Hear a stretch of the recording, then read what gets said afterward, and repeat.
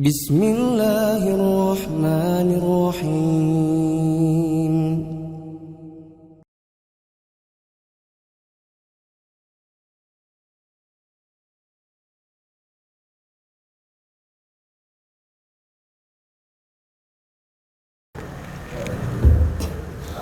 Bismillahirrahmanirrahim. Assalamualaikum warahmatullahi wabarakatuh.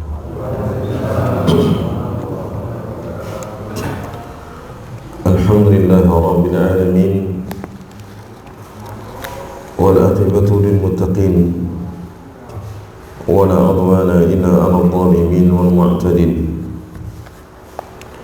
Asyhadu an la ilaha illallah wahdahu la syarika lah, ilahul awwalin wal akhirin, wa qayyumus samawati wal ardin. Wa asyhadu anna nabiyyana Muhammadan abduhu wa rasuluh sallallahu alaihi wa ala alihi wa ashabihi ajma'in wa sallama tasliman katsira, amma ba'du. Ayyuhal ikhwatal iman, rahimani wa rahimakumullahu ta'ala wa baraka fikum jami'an. Alhamdulillah, segala puji hanya milik Allah yang dengan segala nikmat, karunia-Nya serta taufiknya memudahkan kita semua untuk kembali hadir dalam majelis yang kita cintai ini, majelis yang kita rindukan, majelis yang kita harapkan untuk menyongsong datangnya ridha dan cinta Allah Ta'ala kepada kita semua. Karenanya marilah kita lanjutkan kembali pembahasan dari fikih muamalah yang kita masih berbicara tentang transaksi ribawi. Hadirin jemaah sekalian yang dirahmati Allah Ta'ala, sahabat Anas bin Malik radhiyallahu ta'ala anhu, sebagaimana dinukil oleh Al-Imam Al-Qurtubi dalam kitab tafsirnya,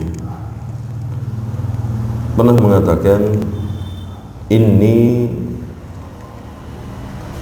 tasaffahtu kitab Allah wa sunnata nabiyhi falam ara syai'an asyarra min al-riba li'anna Allah adzana fihi bil harb. Kata beliau, sungguh aku telah membolak-balikan Al-Quran dan Sunnah Nabi SAW. Itu sudah mempelajari, menelaah Al-Quran dan Sunnah Nabi SAW.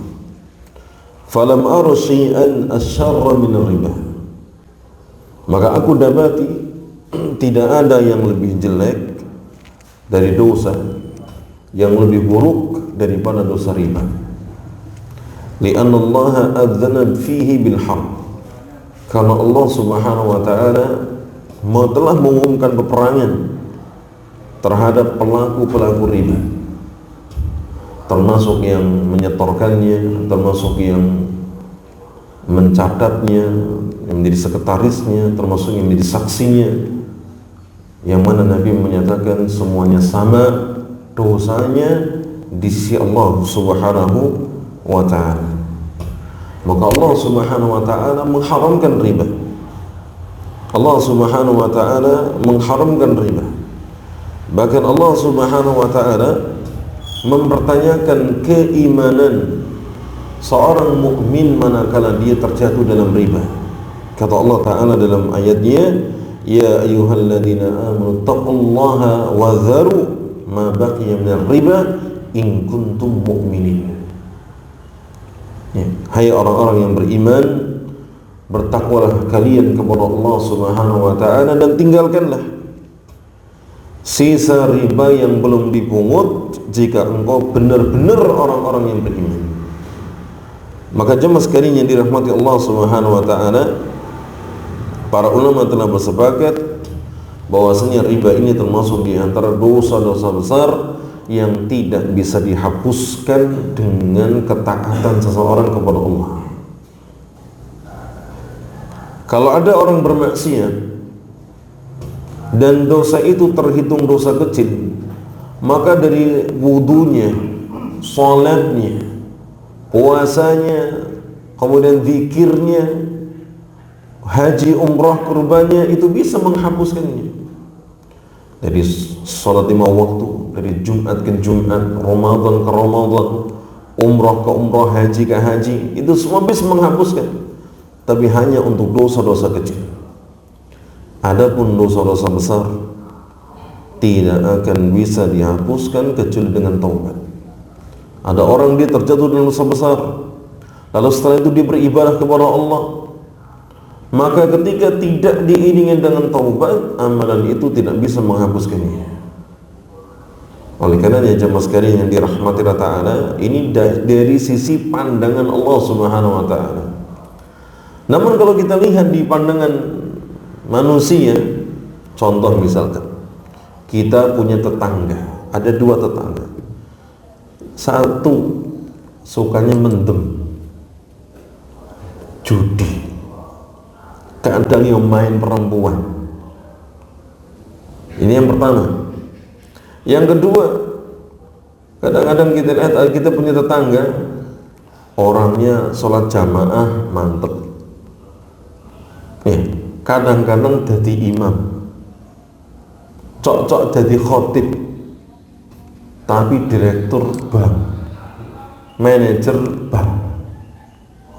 Kira-kira kalau dalam pandangan kita yang lebih soleh itu yang mana? Sing luwih apik sing ndi?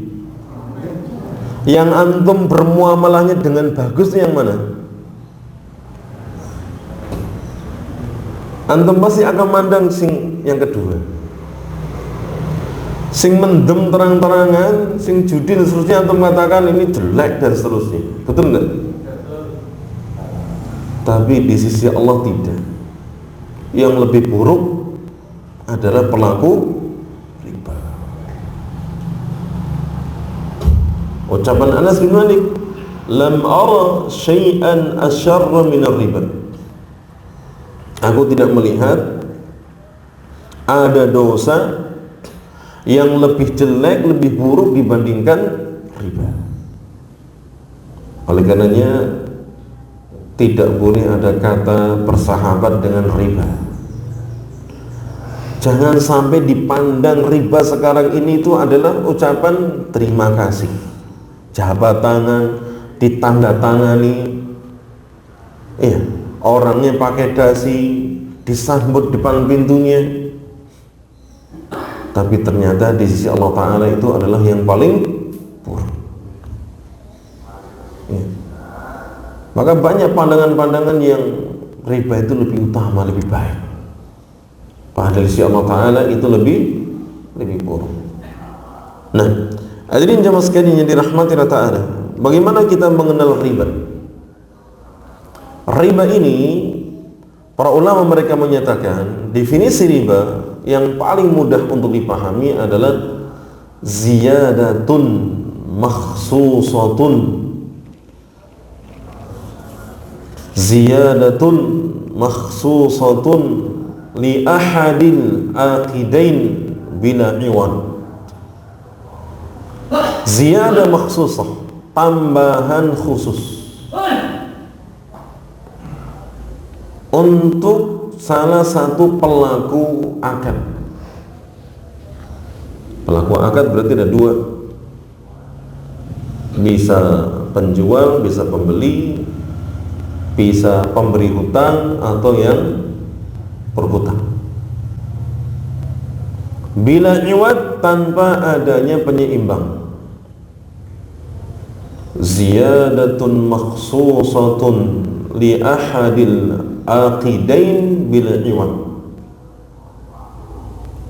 Bagaimana kita menjelaskan, memahami pengertian ini? Maka yang dimaksud dengan tanpa penyeimbang bila iwad, perlu dipahami bahwasanya komoditi jual beli itu adalah barang dan jasa. Orang kalau melakukan transaksi itu ya bentuknya barang atau bentuknya jasa.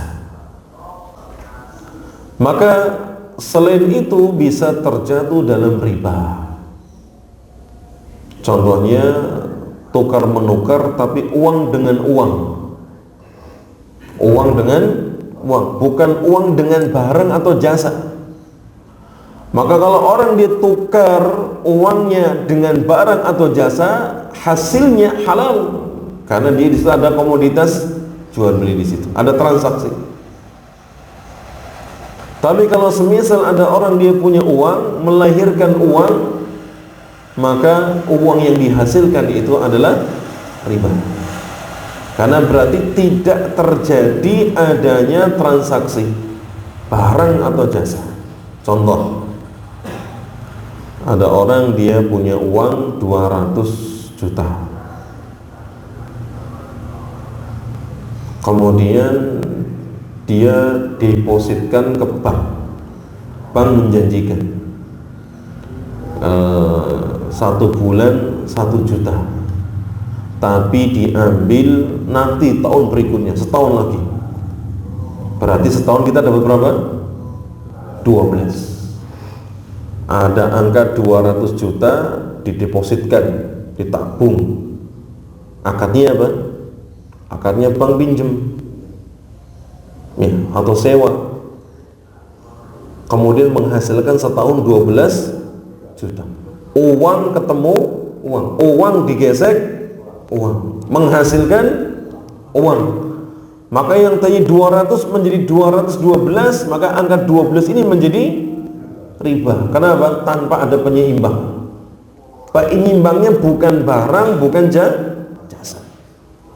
Tapi beda dengan orang punya uang 200 juta, tak belikan rumah. Dia belikan rumah, lalu kemudian disewa, dikontrak setahun 12 juta.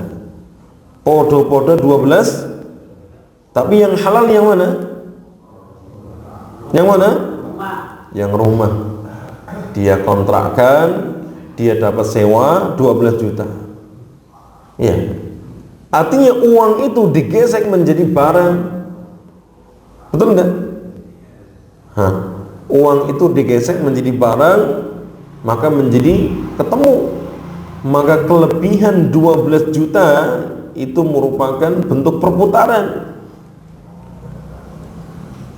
Perputaran dari pengolahan uangnya tadi, awalnya 200 menjadi rumah, kemudian disewa, setahun berikutnya didapat 12 juta. Tapi lain dengan yang pertama, 200 juta diputernya hanya dalam bentuk uang, tidak barang, tidak jasa. Inilah yang membedakan. Inilah yang tidak bisa dipahami oleh orang-orang musyrikin jahiliyah dahulu. Sampai-sampai mereka mengatakan dzalika bi annahum qalu innamal bai'u mithlu riba. Mereka mengatakan, orang-orang musyrikin mengatakan perdagangan itu, jual beli itu mirip dengan riba. Mereka tidak bisa memahami, seperti halnya dengan para pelaku bank. Ya, orang-orang yang kerja di bank, mereka nggak bisa memahami konsep ini. 200 yuto, yang satu diendek, disewakan, nanti per tahun dapat 12 juta. Dengan 200 juta dibuatkan beli rumah, kemudian rumah disewakan, setahunnya 12 juta. Tidak bisa memahami, kan podo-podo ya, menghasilkan 12 juta ya. Maka yang perjual beli itu dihalalkan, baik jasa ataupun barang. Adapun yang riba, kayak uang digesek dengan uang, maka ini ketemunya adalah riba. Contoh misalkan lagi, ada orang yang dia itu menghutangi orang 1 juta, menghutangi satu orang 1 juta misalkan. Kemudian saat dikembalikan ada tambahan di situ, titik misalkan menjadi 1.100.000. berarti ada tambahan apa? Ada tambahan 100. Lain. Yang kedua, ada orang dia punya uang 1 juta, dibuat modal untuk usahanya, buat beli barang, buat untuk jualan misalnya. Kemudian ada plus keuntungan 500.000. Jadilah uang tadi modalnya plus keuntungannya menjadi 1.500.000. Ketika ada penyeimbang, yaitu berupa barang atau jasa, adanya transaksi dalam jual beli, dan yang namanya komoditas jual beli itu barang dan jasa, atau barang atau jasa, maka tambahan 500 itu menjadi sisi keuntungan dan uangnya halal. Kenapa? Karena itu dari modal diputer jadi barang, lalu jadi kemudian keuntungan.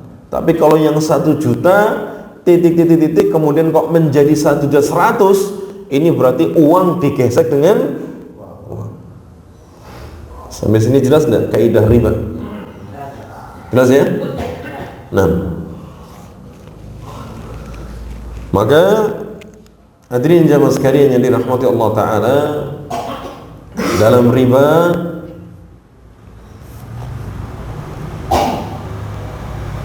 asas yang dijelaskan para ulama kepada kita semua adalah bagaimana riba itu adanya tambahan khusus tanpa ada penyeimbang dalam transaksi jual beli atau dalam transaksi yang lain. Ya, sekarang kita mengenal tentang barang komoditi ribawi untuk kita bisa nanti diaplikasikan dalam kehidupan sehari-hari. Nabi SAW menyebutkan bahwa barang ribawi itu ada 6, kemudian nanti akan dikiaskan dengan yang selainnya. Yang pertama,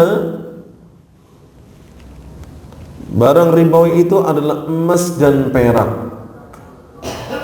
Emas dan perak ini pendapat yang terkuat, illatnya menjadi barang ribawi adalah karena sebagai alat tukar. Emas dan perak menjadi barang ribawi, ya, dikelompokkan menjadi barang ribawi karena sebabnya sebagai alat tukar. Ada dirham, ada dinar. Yang kedua, ada gandum halus, gandum kasar, ada kurma, ada garam. Ya, jadi emas dan perak 1 dan 2. Gandum halus, gandum kasar, kurma, kemudian garam. Ini nomor 3 sampai 6. Gandum halus, gandum, kurma, garam, maka dianggap sebagai barang komoditi ribawi, barang ribawi, dengan sebab sebagai bahan makanan pokok yang bisa disimpan dalam waktu yang lama. Jadi makanan pokok yang bisa disimpan dalam waktu yang lama, sehingga dari pengelompokan barang ribawi ini ada yang jadi alat tukar, ada yang jadi kemudian itu bahan makanan pokok yang bisa disimpan lama. Maka barang ribawi itu tidak hanya dalam 6 komoditi ini, emas dan perak, maka sesuatu yang bisa menjadi alat tukar bisa menjadi barang ribawi. Contohnya apa? Uang kertas, cek itu bisa nggak? Cek uang itu sebagai alat tukar misalkan, bisa, dan seterusnya. Intinya kalau ada hal yang bisa menjadi alat tukar, maka itu menjadi nilainya barang ribawi. Contohnya seperti emas, perak, uang kertas, cek, giro, apa lagi? Nih, yang menjadi alat tukar. Kemudian adapun kurma, gandum, garam, Karena dilihat dari sisi makanan pokok yang dapat disimpan lama, maka bisa dikiaskan dengan sesuatu yang lain. Contohnya apa? Beras, terus jagung. Ya, ini bisa menjadi barang-barang ribawi, bahan makanan pokok yang bisa disimpan dengan waktu yang lama.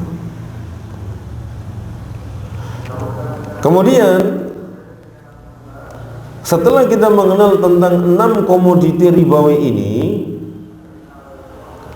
maka ada 3 ketentuan di dalam kita bertransaksi dengan barang-barang ribawi ini. Ada 3 ketentuan. Yang pertama, jika transaksi itu masih dalam jenis yang sama,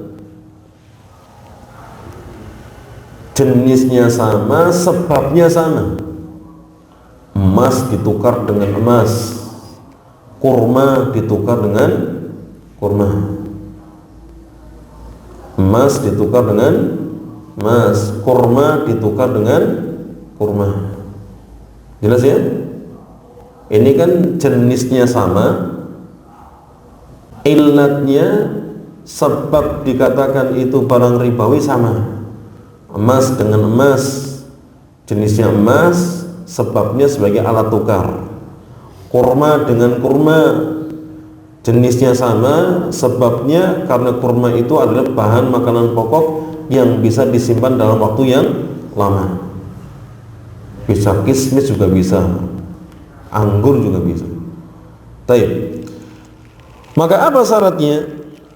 Jika jenisnya sama, ilatnya sama, maka nominalnya, takarannya, timbangannya harus sama.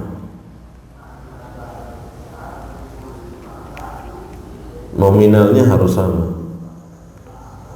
2 gram emas 24 karat, kalau ditukar ya sama, harus 2 gram meskipun 18 karat.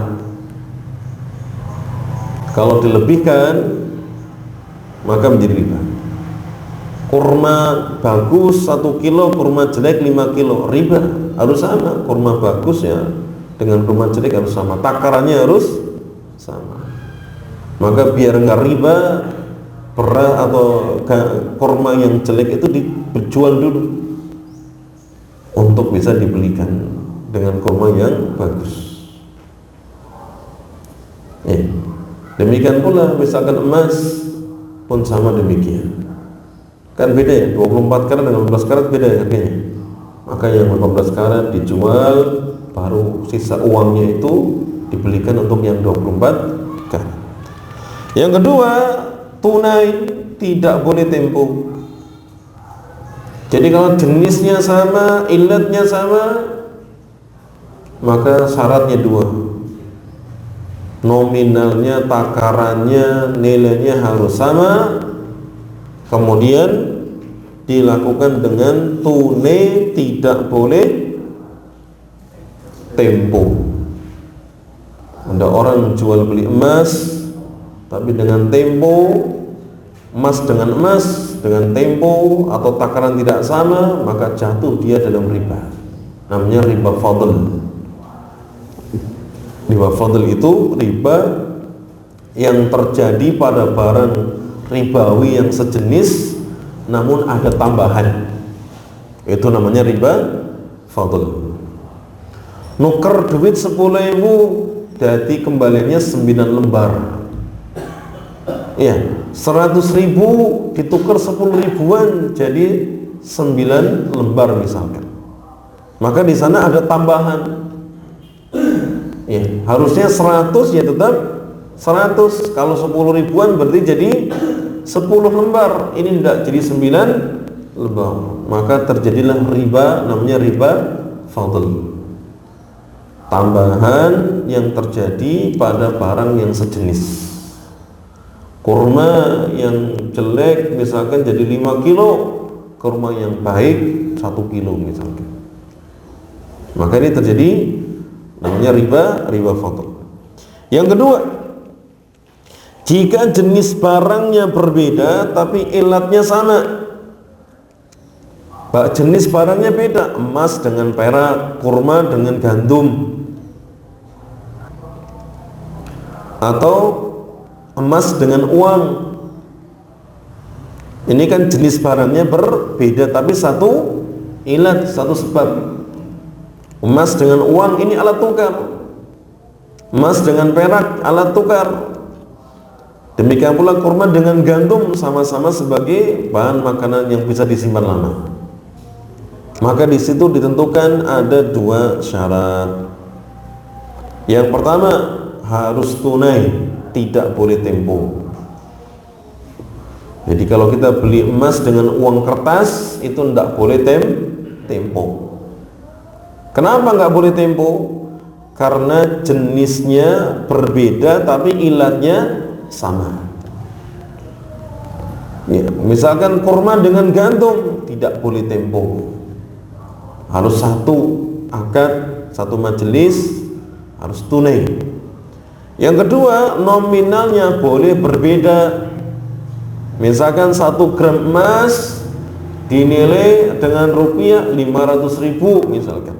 Ini kan nominalnya berbeda. Tapi karena jenisnya berbeda, ilatnya sama, maka apa? Tidak masalah. Kurma dengan gandum, ya, maka otomatis 1 kilogram kurma ya, ditukar dengan gandum, maka gandumnya lebih banyak.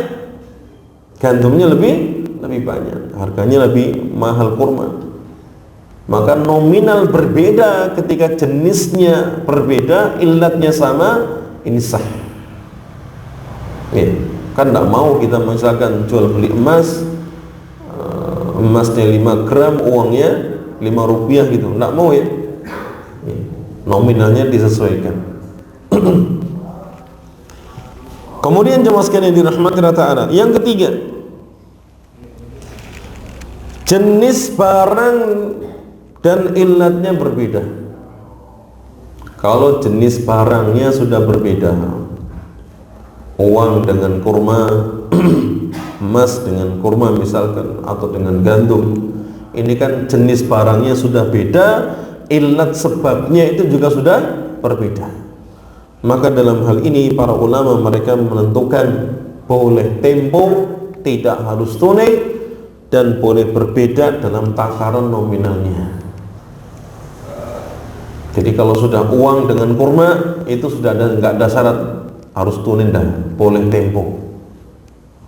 Takaran pun juga bisa beda.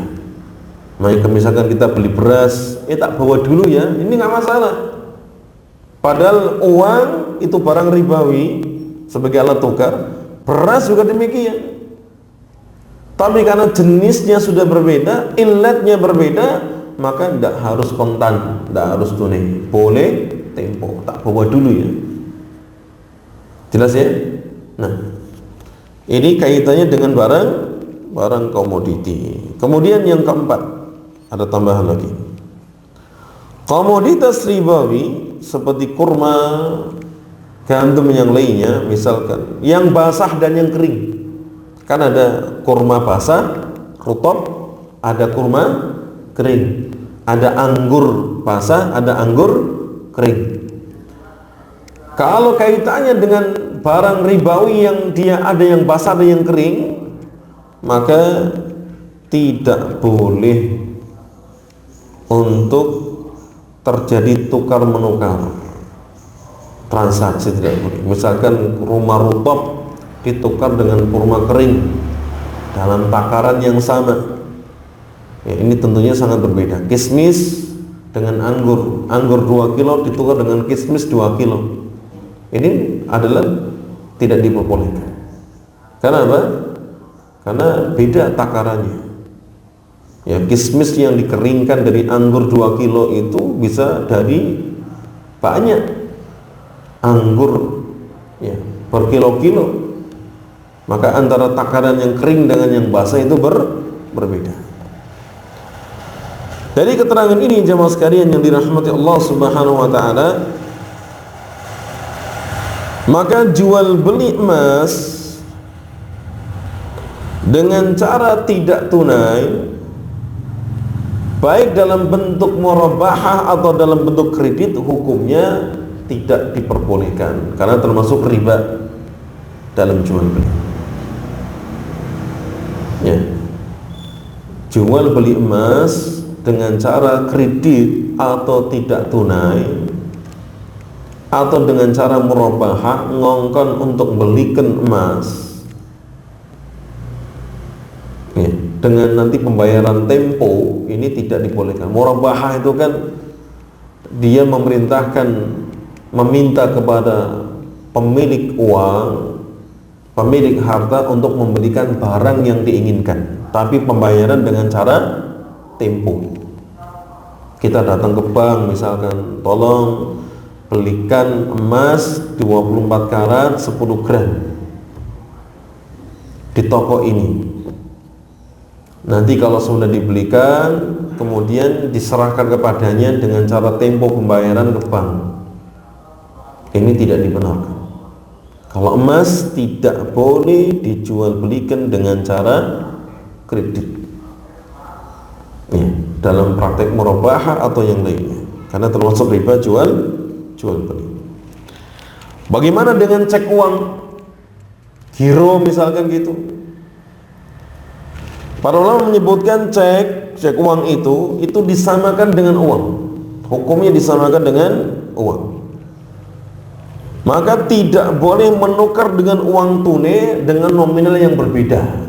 Contoh, ada ceknya itu cek mundur, misalkan sekarang tanggal 23, nanti dicairkan tanggal 30, berarti kan mundur. Ceknya nilainya 5 juta, sementara besok hari Kamis harus pocokan gitu. Akhirnya ada yang nawar, ini tak talangi dulu, ya, tapi 5 juta jadi 4 juta misalkan 800, jadi kelong berapa? Nah, ini tidak boleh, riba yang seperti ini. Ada nggak praktik seperti ini? Kok jujur sih? Ya, tidak boleh, ini riba. Karena apa? Cek uang itu disamakan dengan uang, tukar uang dengan uang, berarti ribawinya, barang ribawinya sama jenisnya. Sebagai tukar, maka harus tunai dan nominal tidak boleh beda. Nominalnya tidak boleh beda. 5 juta ditukar jadi 4.800.000, nunggu nih tanggal 30 kesuwen. Akhirnya minta sekarang, ditebus sekarang tapi dikurangi. Ya, ini riba. Tobat. Ya, tobat dengan taubatan nasuha, ojo diulang meneh. Ya. Ini karena apa? Dosa yang paling jelek. Sampai-sampai berzina, riba yang paling kecil itu seperti orang berzina dengan ibunya. Padahal kalau kita ada orang berzina dengan ibunya itu sudah dilaknat luar biasa, kebangetan dan seterusnya. Tapi orang kalau riba sekarang malah dicapat tangani, dimuliakan, ya, malah jadi tokoh agama macam-macam. Ya, punya mobil kredit, punya rumah kredit, ya, statusnya luar biasa. Padahal hakikatnya dia terjatuh dalam riba, tapi dimuliakan. Sing mendem, ya, yang dia maksiat misalkan terang-terangan, malah dianggap kita ini yang bobrok dan seterusnya. Padahal yang lebih jelek itu adalah yang terjatuh dalam riba. Nah, kemudian jamaah sekalian dirahmati ta'ala, bagaimana dengan kartu pulsa isi ulang? Apakah riba? Tidak. Para ulama mereka mengatakan bahwasanya kartu pulsa isi ulang itu tidak disamakan dengan uang, maka boleh berbeda nominalnya. Misalkan beli pulsa 10.000 jadi 10.500 atau 11.000 atau sekarang 12.000. Lah itu kok nilainya 10.000 jadi 12.000? Karena isi ulang itu bukan dianggap sebagai uang, maka takaran nominalnya boleh beda. Dan kita memang sedang bukan tukar menukar uang, betul tidak? Tapi sedang kita lagi isi telepon, ya, maka tidak dianggap sebagai uang, sehingga tidak terjatuh dalam riba. Maka nominalnya boleh beda, maka aman yang jual beli demikian. Demikian pula jemaah sekalian yang dirahmati Allah Ta'ala, bagaimana dengan diskon? Bagaimana dengan diskon? Misalkan orang dia belanja di toko tertentu, maka berkaitan dengan diskon ini ada diskon yang bersyarat.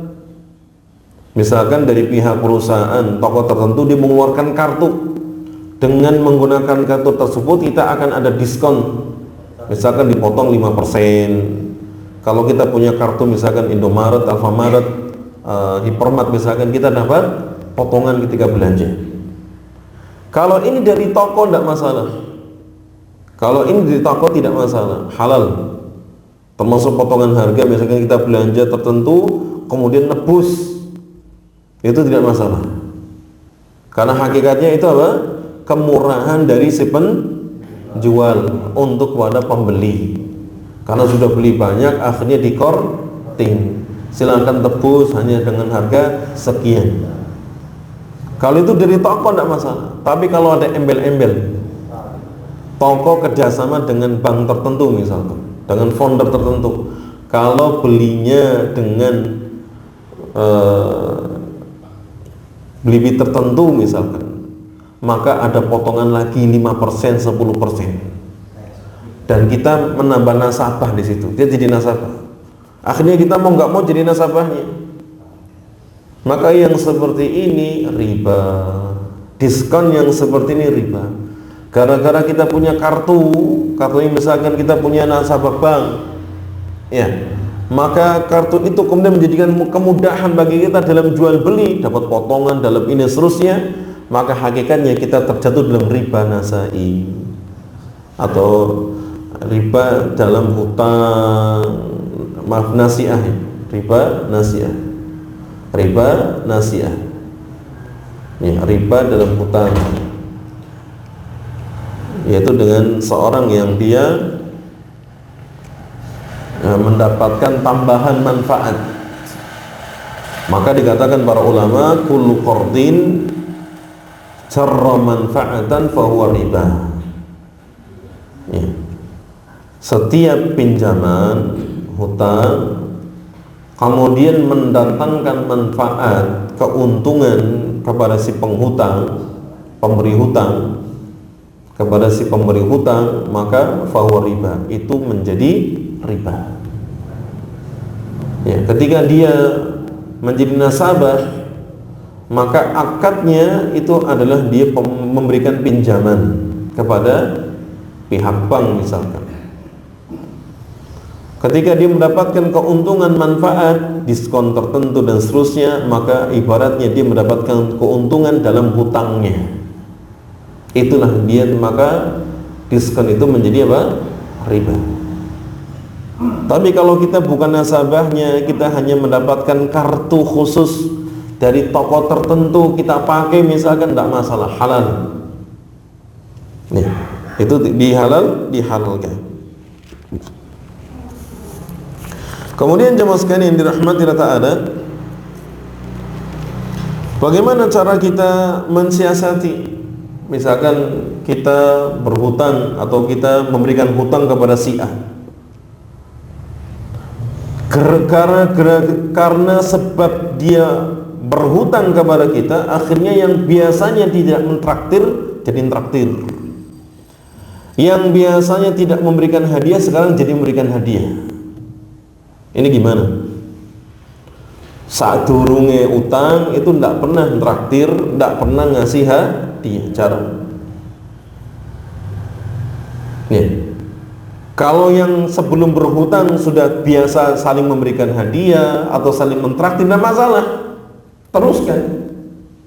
Tapi kalau dia berhutang, ya, atau dia memberikan hutang kepada si A, tiba-tiba si A ini tahu-tahu apa? Dikit-dikit ngasih traktiran, dikit-dikit ngasih hadiah, ada nggak gitu? Nah, maka bagaimana hukum menerimanya? Jelas kalau karena sebab hutang kita dapat manfaat, Yang biasanya servis motor bayar saiki gratis, kok ora gawe. Ya. Oh ini tidak masuk dihitung, enggak masuk, udah bawa aja. Maka yang seperti ini hakikatnya dia mendapat keuntungan dalam hutangnya. Maka para ulama mereka memberikan ketentuan, kalau bisa tolak, tolak. Ya, sampaikan kepadanya bahwa kullu qardin jarra manfaatan fahuwa riba. Setiap pinjaman hutang yang mendatangkan manfaat bagi isi penghutang, pemberi hutang itu, maka baginya itu adalah riba. Sampaikan demikian kaidah ini. Karena sebelumnya kita nggak saling memberikan hadiah, kok gara-gara engkau berhutang lalu berikan hadiah, maka saya tolak. Ini kalau bisa ngomong. Tapi rata-rata orang apa? Pakai hadiah kok ditolak, kok piye gitu. Terus gimana solusinya? Ada dua. Yang pertama, dibalas dengan memberikan hadiah. Kalau dia memberikan hadiah tertentu, balas berikan hadiah. Bisa dengan nominal yang sama, bisa pula dengan nominal yang lebih tinggi. Agar kemudian hal itu tidak dianggap kita mencari keuntungan. Dia ngasih hadiah, balas dengan hadiah, selesai. Bisa nggak? Kalau bisa lakukan, selesai. Kalau tidak bisa, ada yang kedua. Apa yang kedua? Dianggap kita itu sedang berhutang pula kepadanya. Jadi nanti dihitung hadiahnya itu kira-kira nominalnya berapa. Ya. Dari masa berhutang sampai jatuh tempo, misalkan setahun depan saya mau bayar. Loh kok dia ngasih hadiah tiap bulan? Maka tiap bulan itu dihitung, ini nominalnya berapa? Ini kok nominalnya 100.000. Ping rolas. Jadi 1.200.000 malah tombok.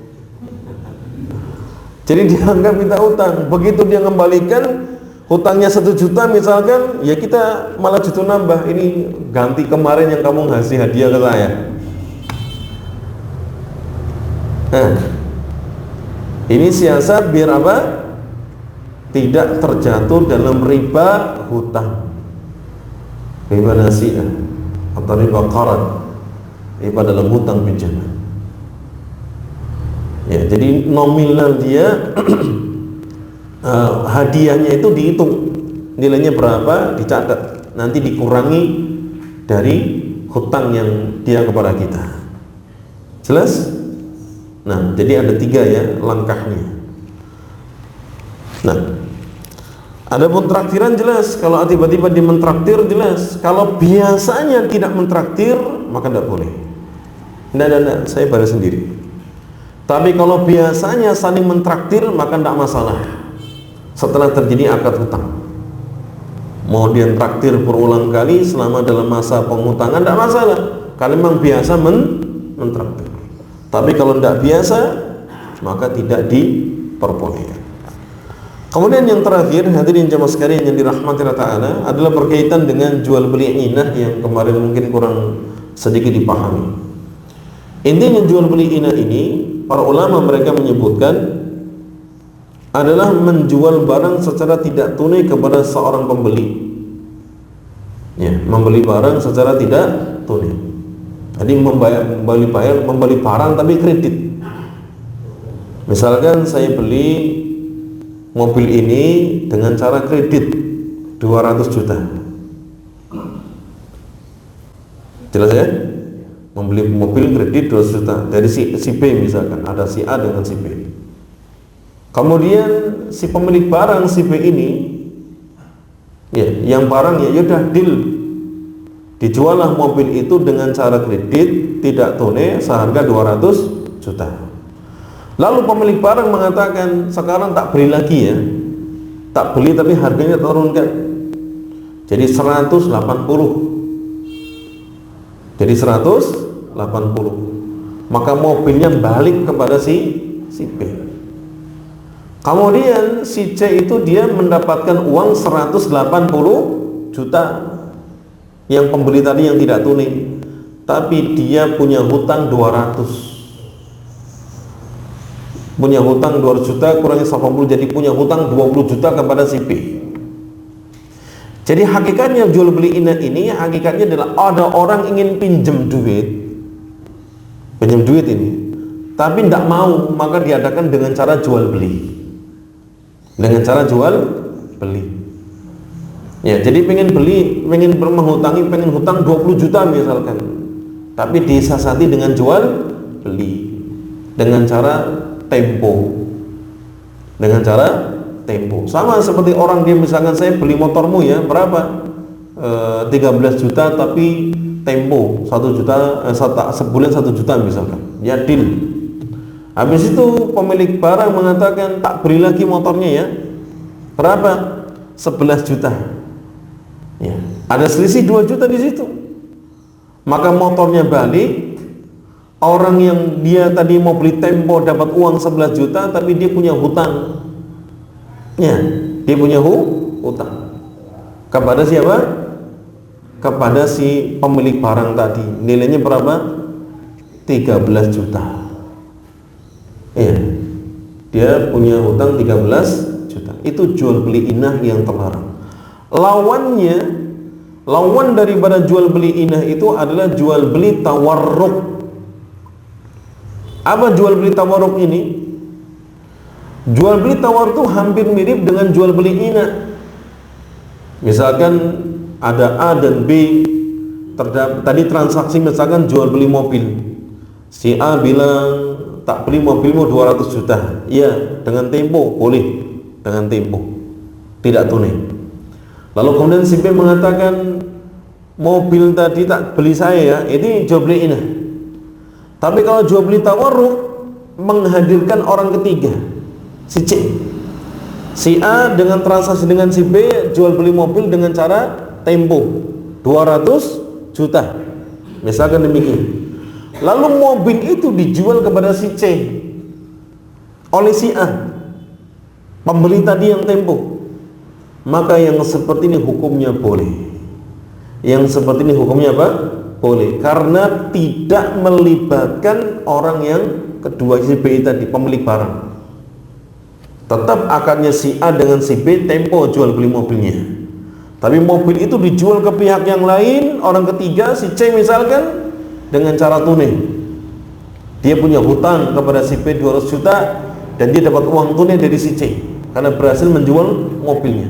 Mau harganya lebih tinggi atau harganya dijatuhkan tidak masalah, dikurangkan tidak masalah. Ini namanya jual beli tawarruk, hukumnya halal, dibolehkan. Hukumnya apa? Dibolehkan. Tapi di sini jemaah sekalian yang dirahmati Ta'ala, hal yang bisa kita sampaikan dalam kesempatan yang berbahagia ini, silahkan bila ada yang kurang jelas untuk ditanyakan dalam sesi tanya jawab ini. Aku qouli hada wa sallallahu ala nabiyyina Muhammadin wa ala alihi wa sahbihi ajma'in wa akhiru da'wana alhamdulillahi rabbil alamin. Nah, silakan. Assalamualaikum warahmatullahi wabarakatuh. Waalaikumsalam warahmatullahi wabarakatuh. Berkaitan masalah barang yang dianggap riba kan termasuk emas, perak, dan seperti uang, cek dan pertanyaannya, apakah boleh kita transaksi jual beli menggunakan cek atau transaksi pembayarannya dengan cara cek atau ini? Nah, cek tadi kan disamakan dengan uang. Maka kalau digunakan sebagai alat pembayaran itu sah, tapi dengan cara tunai. Nominalnya tidak boleh berbeda. Dan cek itu masing-masing ada jenisnya. Ya. Cek yang terdaftar, cek yang terjamin atau cek perjalanan itu hukumnya sama dengan uang. Ya. Hukumnya sama dengan uang. Maka tidak boleh ditukar dengan uang tunai yang berbeda nominalnya. Ya. Kalau misalkan orang dia itu membeli barang dengan cek, maka dilihat barangnya apa yang dibeli itu. Kalau dengan emas maka tidak boleh. Kecuali kalau ceknya terjamin, ceknya terdaftar, maka para ulama mengatakan boleh digunakan untuk membeli emas. Ya. Tapi kalau yang dibeli itu bukan barang ribawi gitu, yang apa namanya ilatnya mungkin tidak sama gitu ya. Yang jenis kedua misalkan emas, atau jenis ketiga ya, emas dengan kurma misalkan, maka yang seperti ini kan boleh tempo, boleh pula berbeda takaran nominalnya. Maka kalau misalkan dengan cek dia beli kain misalkan, dia dengan cek dia beli ini, dia boleh aja sah ya. Karena ketika cek itu disamakan dengan uang, maka kita lihat barang yang ditukar itu apa. Apakah emas ini barang ribawi, jenisnya sama, atau ilatnya sama, jenisnya berbeda ya. Kalau jenisnya berbeda, ilatnya sama, maka harus tunai, namun nominal boleh beda. Tapi kalau ilatnya berbeda, jenisnya berbeda, boleh tempo dan boleh nominalnya berbeda. Jadi kalau sekedar dibelikan kepada hal-hal yang bukan barang ribawi, yang sejenis atau yang sejenis ilatnya, ya maka tidak masalah. Nah, barakallahu. Silakan. Setiap hutang yang memberi manfaat itu riba. Setiap hutang yang mendatangkan manfaat, keuntungannya bagi siapa? Bagi si pemberi hutang. Yang ingin saya tanyakan, ketika si A memberi hutang kain pada si B, itu dengan syarat ketika kain itu diproses menjadi barang harus dijual lagi ke si A. Apakah itu masuk dalam riba qard? Nah, dia kan jual beli kain tuh. Hutang dihutangi. Oh, dihutangi. Kalau jual beli ada pembayaran, tapi ini enggak. Start jadi tapi tidak beli. Dia jual beli kain tapi dengan cara tempo itu kok. Bukan? Jadi ya Gimana? masalah di sini itu masalah di situ gitu saja. Dan Gimana budayanya, Pak? dikasih akadnya itu jual beli. Dikasih barang kain, Nanti proses. suruh diproses, diproduksi, terus jual ke dia. Gitu, Pak. Iya. Tapi akadnya jual beli. Iya, tapi nggak ada uangnya. Nggak ada uangnya. Saya belum jelas ini. Pak Ustadz suka kain. Antum aja lah. Pak Jibel kan punya bahan banyak. Saya mau beli sama Pak Jibel, tapi diutangi sama Pak Jibel, tapi barang jadi saya harus setor ke Pak Jibel. Tapi bisa dengan adanya uang. Tidak boleh dijual ke orang lain, harus ke kaki Jibel. Syaratnya seperti itu. Apakah Jibel? Jadi syarat dalam jual belinya itu. Mengambil keuntungan itu. Iya. Belum tergambarkan dengan jelas.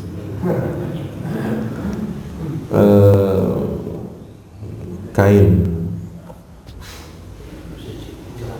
Nah, ada nominalnya enggak? Ada nominal. Disebutkan coba dengan rinci. Nah, Misalkan si A memberi hutang kain katakanlah 1.000 dan itu nominal 15 juta kepada si B. Silakan kamu proses, tapi dengan syarat ketika barang itu jadi harus kembali ke saya beli 20 juta. Ada keuntungan nggak bagi si pemberi hutang itu kain? Pemberi hutangnya keuntungannya monopoli. Jadi barang itu saya tekan harus ke saya, tidak bisa gitu. dilempar keluar. Nggak bisa dilempar keluar. Nggak bisa. Insya Allah itu tidak termasuk ribawi, insya Allah. Cuma mungkin ada unsur kezalimannya aja, karena monopoli gitu. Ini orang lain. Iya, itu kan harusnya kalau barang produsen itu kan dia menjual kan bebas. Ketika tapi ada syarat tertentu, maka di situ ada unsur kezaliman. Tapi kalau misalkan sama-sama ridho, orang itu dia ingin bukan ridho kepaksa, bukan. Jadi dia melihat ini ada maslahat yang besar. Misalkan harga bisa terjaga. Kalau misalkan dijual ke dia maka nanti seluruh pedagang, reseller dan seterusnya itu terjaga harganya stabil, nggak ada saling menjatuhkan, nggak masalah. Nah, barakallahu fikum. Ini masalah ini Ustaz, pemeliharaan ayam, jadi memelihara ayam. Oh iya.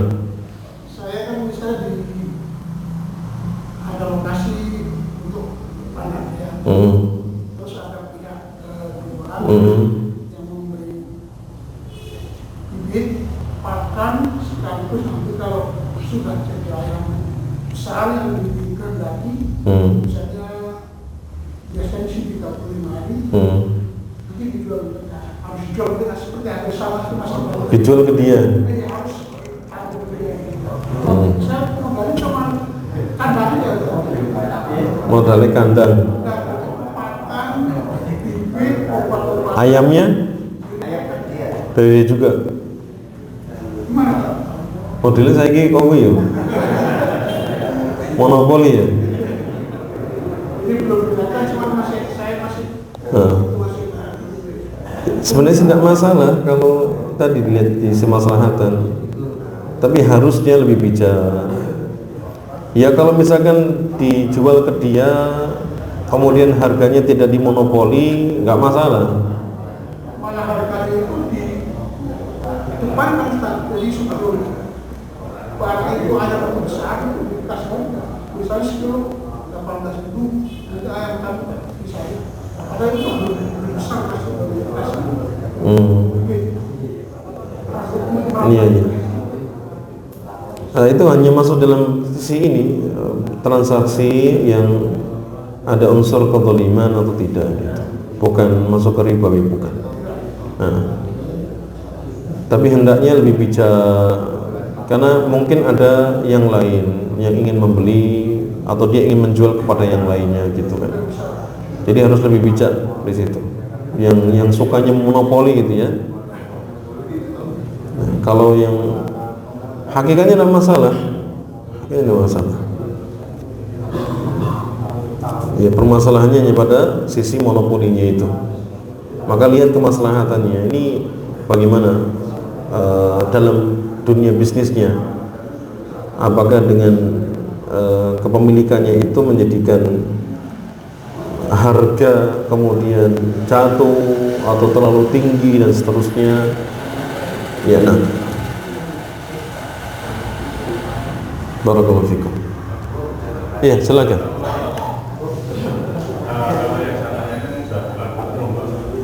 Iya. Kalau ke sawah, sawahnya ke motor. Motor misalnya si A ingin pinjam ke si B 5 juta. Bisa punya motor. Motornya dimanfaatin gitu. Baik. Satu lagi sawah. Saya betul misalnya 50 juta. Lalu silakan, saya akan kembalikan 2 tahun. Nah, Boleh nggak diolah gitu? Baik.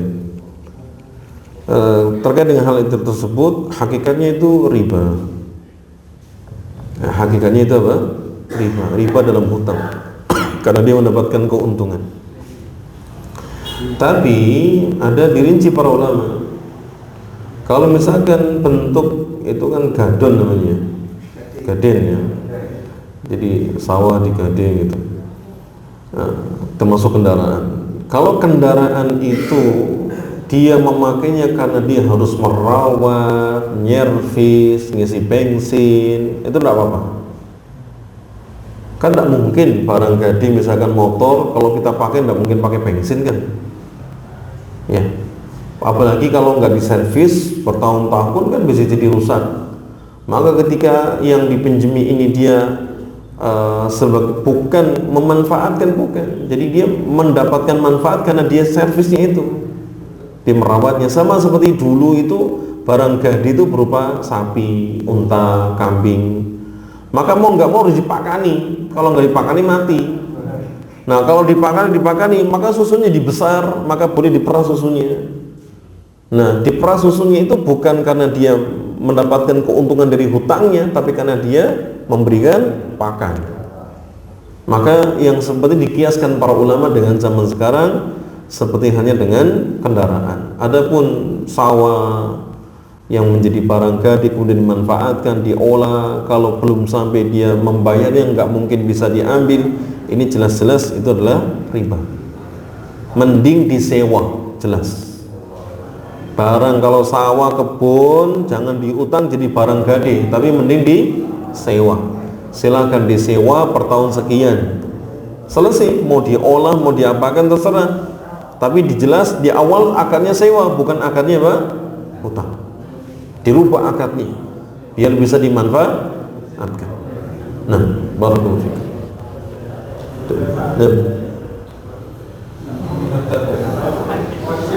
Ya, silakan.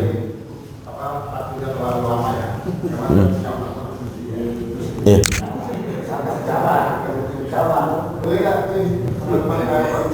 Ya, silakan.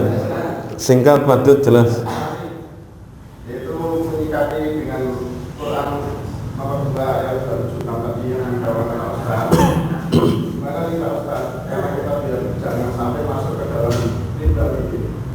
Misalnya kami ya itu modal Pak.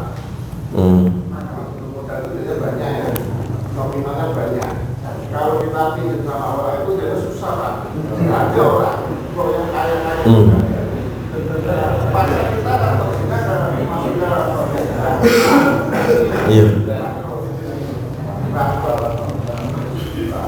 Bagaimana solusinya Pak Ustaz agar kita itu tidak masuk ke situ? Tidak susah Pak.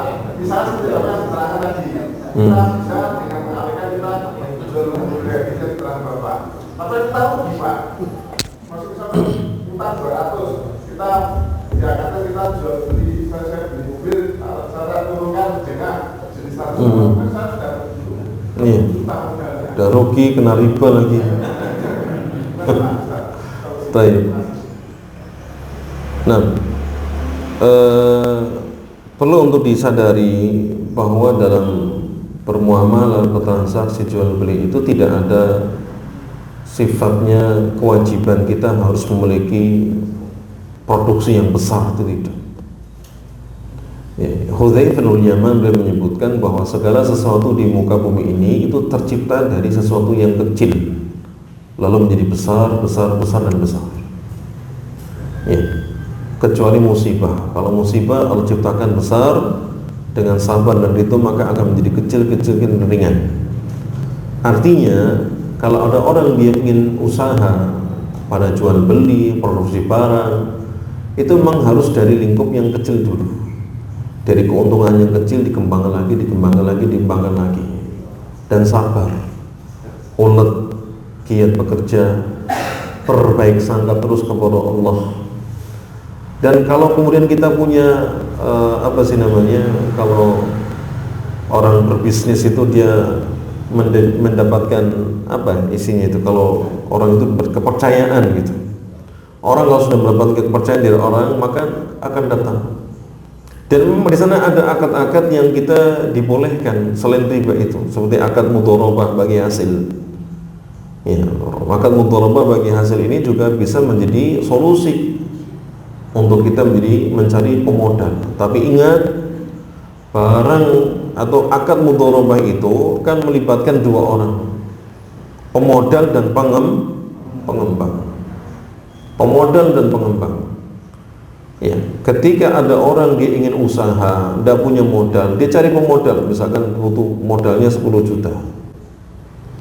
Maka yang seperti ini seharusnya dia harus ada adab-adabnya dan harus mengerti tentang akad mudharabah ini bagi hasil ini.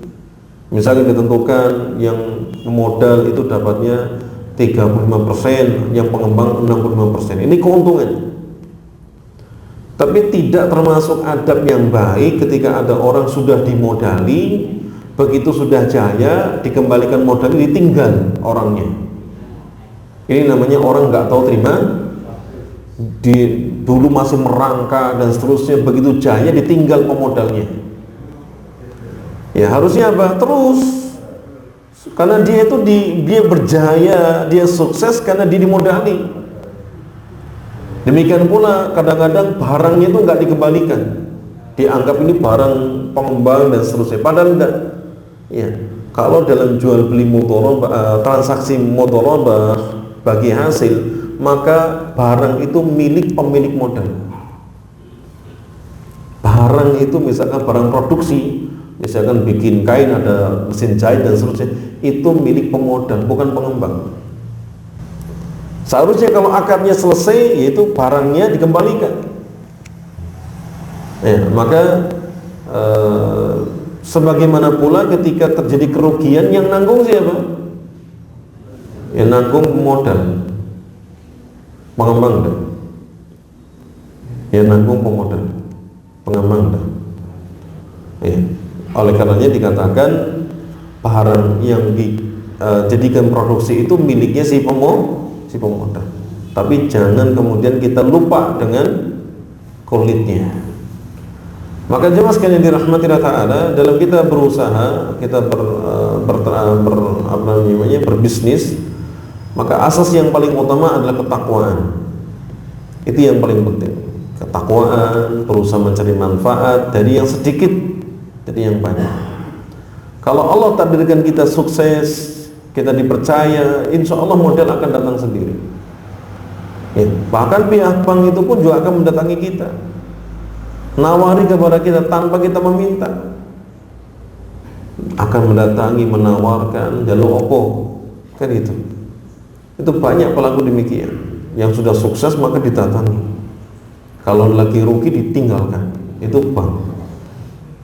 Ya. Dan bertakwalah kita kepada Allah, tawakal kepadanya, dan mencukupkan diri. Kalau orang berlaku qanaah, maka dia akan mudah menerima.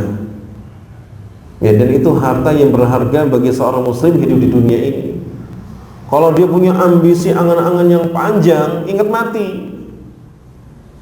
Akhirnya dia akan memutuskan, dah cukup. Ini kalau untuk saya nyambung hidup, untuk kebutuhan anak dan seterusnya, tidak masalah. Ya, tapi jangan sampai kemudian dia berlebih. Maka lihat kemampuan, daripada dia terjatuh dalam hutang dan hutang itu riba, maka akan dicabut keberkahan, rahmat. Allah tidak menerima taubat selamanya sampai dia taubat kepada ribanya. Kan rugi dunia akhirat. Ya.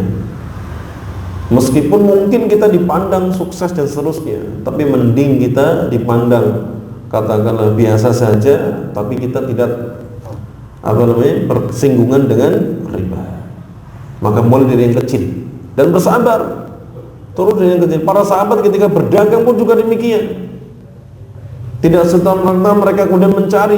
Coba kalau kita jadi Abdurrahman bin Auf. Abdurrahman bin Auf disaudarakan dengan orang Ansor.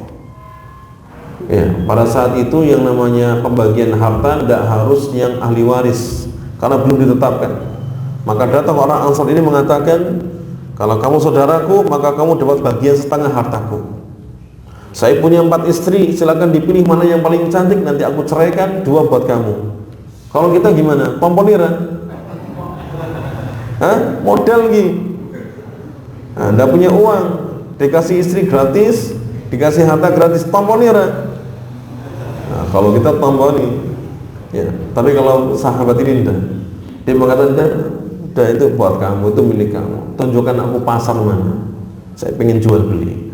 Karena memang orang Mekah dia tuh pakatnya di dagang, bukan dalam produksi, dalam dagang. Sementara orang Madinah bakat mereka dalam berkebun, bertani, beternak dan seterusnya.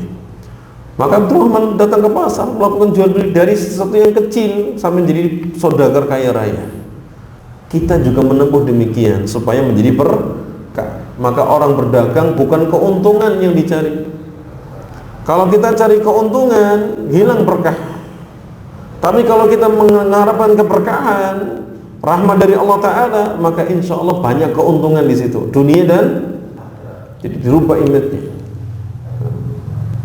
Karena sekarang tuh semua pemodal mesti memberikan adanya tambahan hutang, nilai tambah hutang, mau dari pihak yang resmi, mau dari pihak swasta, mau perorangan, ya semuanya masih menetapkan ada tambahan harga nilai, ya.